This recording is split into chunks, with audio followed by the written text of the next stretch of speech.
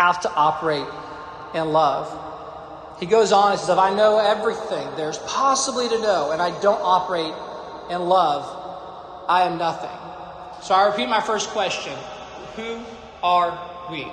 Do we claim to be children of God? Do we tell ourselves that, or do people see that? When they go out in public, do they see a Saul or do they see a Paul? Do they see a man who supported the death of Stephen and a multitude of God only knows how many people's deaths?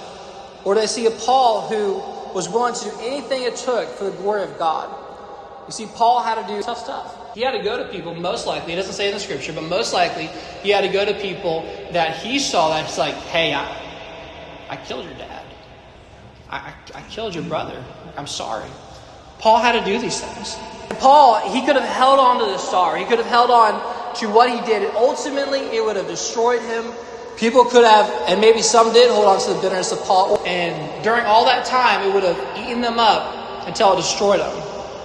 The devil can use bitterness as kind of like a weed. He can just sneak it in there.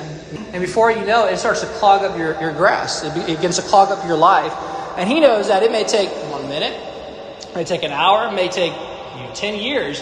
But eventually, if unchecked, it will destroy the person that is infected with it and potentially every single one around them. Without love, we produce nothing worthwhile.